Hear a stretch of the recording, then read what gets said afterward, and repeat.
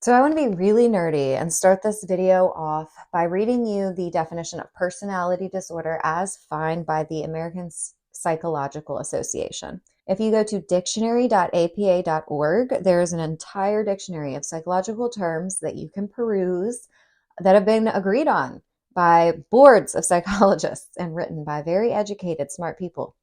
This dictionary is a great psychological jumping off point if you're looking for more information. We're going to start this off by reading the definition of personality disorder, and it's long, so bear with me. So this definition, available to you publicly online right now and linked in the description box below, was updated on November 15th of 2023. It's the definition of personality disorder. A personality disorder is any in a group of disorders involving pervasive patterns of perceiving, relating to, and thinking about the environment and the self that interfere with long-term functioning of the individual and are not limited to isolated episodes. DSM-4-TR recognizes 10 specific personality disorders organized within 3 clusters. Cluster A includes paranoid, schizoid, and schizotypal. Cluster B includes antisocial, borderline, histrionic, and narcissistic.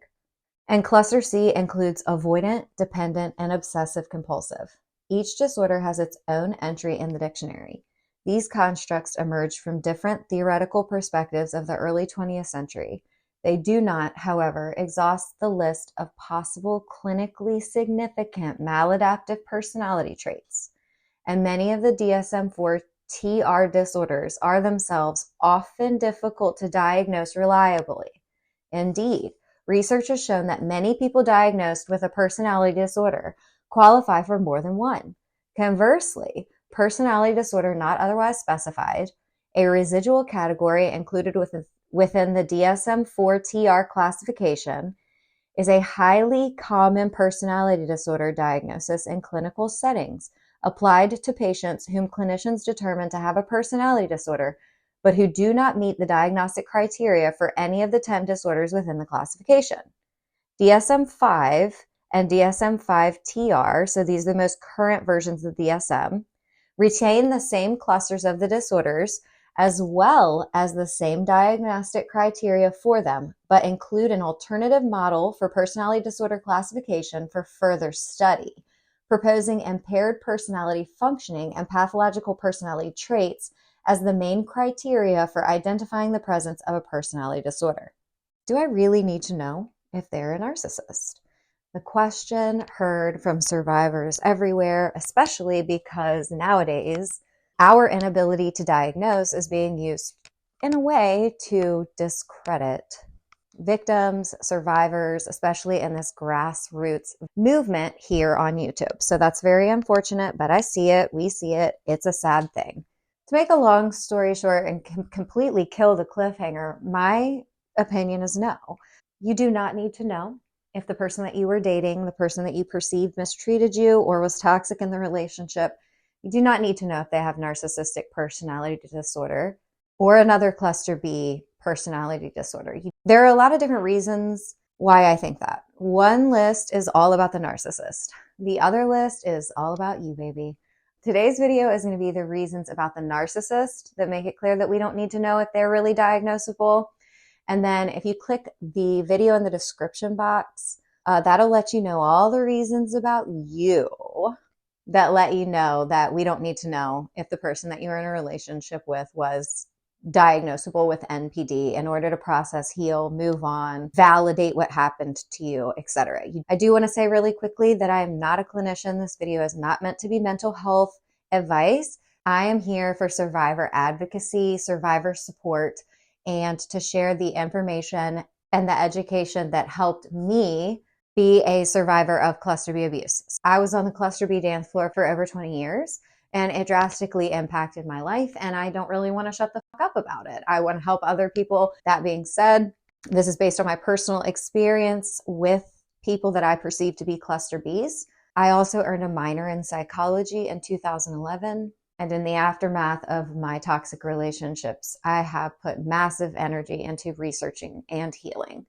So that's what my opinion is based on. You just heard the definition of personality disorder, and maybe they're not a narcissist, but maybe they fit into one of the other cluster B personality disorders, right? The other thing is that People who are psychopathic are also going to mimic what it feels like to be in a relationship with a narcissist, okay? And if you go to Safe Relationships magazine, on the very first page, the home page, it says your recovery starts here. And then it says, have you been harmed in a relationship with someone with narcissism, antisocial, borderline personality disorder, sociopathy, or even psychopathy?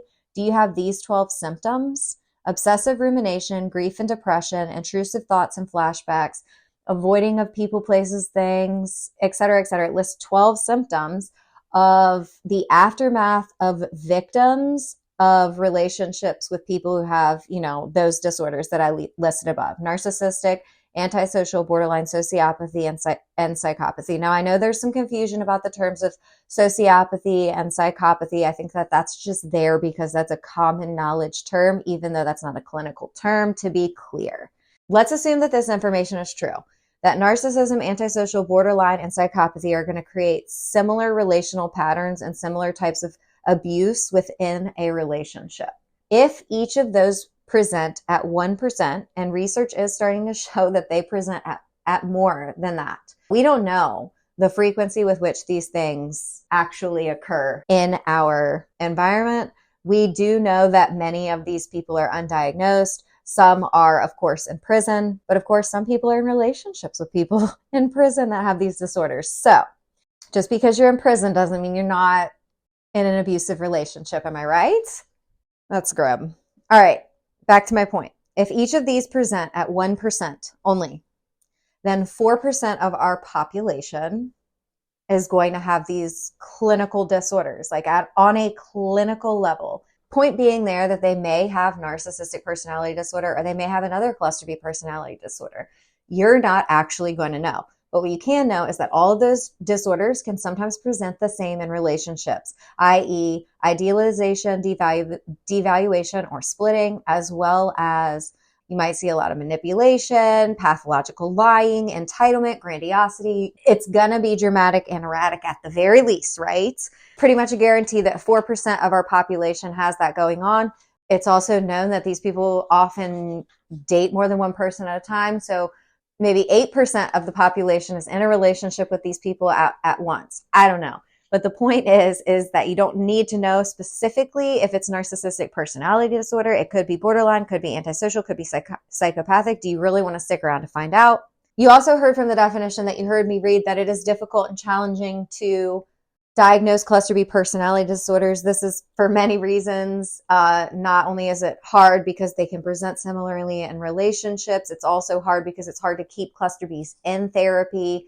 Part of these disorders is that they don't see themselves as the problem. They chronically blame shift, or at least the untreated, unhealthy ones are going to chronically blame shift. And because of that, they don't think that they're the problem. So they're going to probably be undiagnosed, or they're not going to go to therapy. That removes the therapist's opportunity to even diagnose them. And even when they do, because their behavior can be similar, it can be hard to tell which personality disorder they have. Another thing is it's also scientifically proven that cluster B personality disorders have high rates of comorbidity, not only with other personality disorders and not just cluster B personality disorders, but they have high comorbidity rates with all personality disorders, clusters A and C, but they can also have other mood disorders. They can have anxiety disorders. They can have depression. They can have bipolar. They can have all of those things going on as well. And so that further complicates the ability for clinicians to diagnose them, decreasing the likelihood that they will even get a diagnosis or hopefully treatment. It's difficult for a psychologist to say that they have MPD, but if they have multiple personality disorders, yeah, of course you'd want to know that, but it wouldn't matter if they had MPD because you'd be working with somebody that has BPD too. And then the other thing is, if they have two personality disorders, you're going to see the traits of two. You're just not going to know which one they have or which one qualifies them for both. So we know that they're difficult to diagnose for clinicians. We know that it's hard to even get them into therapy. We know that they're comorbid, so they often have more than one. And then also, again, according to that definition, the behavioral traits outlined in the personality disorders list it doesn't exhaust all of the maladaptive human behavior. So technically, if you're trying to make sure that you're protecting yourself in the future and that you can make good, healthy relationship choices and that you can identify safe people to have relationships with, you want to make sure that you don't just stop at the personality disorders, that you go further than that and seek out even more maladaptive traits that can occur, because there are going to be other warning behaviors that aren't found there. Personality disorder not otherwise specified. You heard that. That was part of the definition as well. Like, somebody could literally be a hodgepodge of so many different maladaptive traits that the psychologist is just like, okay, this person's personality is clearly on an ongoing and chronic pattern-oriented basis affecting multiple areas of their life negatively. Like, they're being impacted enough for it to be called a disorder, but they don't fit specifically into one. And so they have to just go with that one. So if they can't say, we can't say, and we certainly don't have the power to say that, well, they have a personality disorder not otherwise specified. But we all know, like, that victims are not actually trying to diagnose their narcissist. They're trying to understand them. They're trying to understand what happened to them. We're looking for clarity. We're looking for the labels to put on our experience so that we can heal. It doesn't actually have anything to do with some narcissistic urge or some egocentric urge to be able to definitively declare yes or no, this person is a narcissist. That's my perception of the victim experience after these situations like this. It's like we're seeking our own clarity. It is so confusing, and there's so many hurt and painful feelings that we're wondering what in the hell just happened to me. Here's another thing about diagnoses is that clinicians, when diagnosing, they have to view the person through empathetic eyes. A personality disorder is a serious diagnosis, and an incorrect diagnosis is harmful and detrimental to the person with the personality disorder. And I know this might be hard for us to understand because we've recently maybe been hurt by this person, and maybe in very tragic and large ways.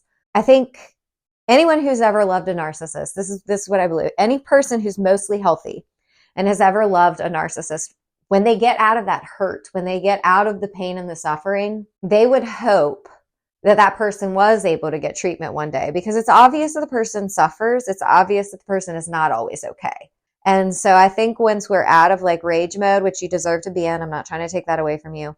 I think in general, once out of rage mode, the victims, if they're mostly healthy, are going to hope that that person would have an opportunity to heal if they did get treatment. I think you can see the rationality in me saying what I'm saying about the clinicians and viewing them through empathetic eyes. A diagnosis of a personality disorder is a big diagnosis. It means a lot, and it would require a lot. The clinician is responsible for the person in front of them. They're responsible for their mental health. It's a big deal. It's the root of our being. And if they do it wrong, then that person may be treated wrong in the future. It may cause problems for them in the future. It may affect how their treatment unfolds and how future psychologists think of them. And it's a big deal. So it's important for us to keep that in mind, that while the clinician has to view the person through empathetic eyes in order to treat them, it doesn't actually behoove us as the victim to continue to do that. It is not useful for us, if we've been harmed by a person that we think may be personality disordered, to continue to use our excess or potentially even unhealthy amounts of empathy towards a toxic person that's mistreating us, because we might see the personality disorder. I think it's also important to point out that experts in the field are still kind of figuring out narcissism. There are different opinions on it. There are different words for it. Research is still being done.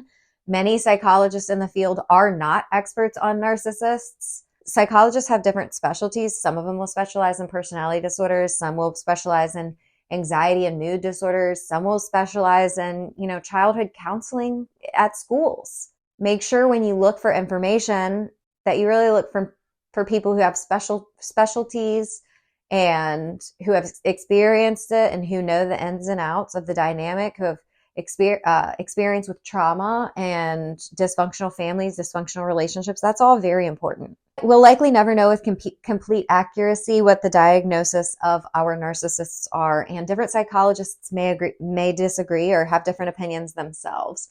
You may not ever have a diagnosis. You can know for sure if they're maladaptive, if you are being emotionally abused, or psychologically abused. You can know for sure if you were being manipulated. The person was inconsistent. If you caught them cheating. Those are all the reasons that it's going to make it really hard for us to know if we were in a relationship with a narcissist. It sucks. And some people will use it to discredit you. And I'm so sorry that that's going to happen. I wish there was something else I could say on that front, but there's not. I know you've been gaslit, so that may be hard for you when people discredit you. You can say the things that they are and the behaviors that support it. It doesn't matter if they have a disorder or not. Anyway, we'll talk more about that in this video right here that I made. It's all about you. All the things about you that you need to know and all the things about you that are true that make it clear that you don't need to know if they have NPD or not. So check that out. You can click here or there's a link in the description box below. Leave your opinion on whether or not you think we need to know if they definitely have NPD or not in the comments section, because 1,000 minds are better than one, and we never have to do this again, baby. I will see you soon with my next video, and I hope you have a good one.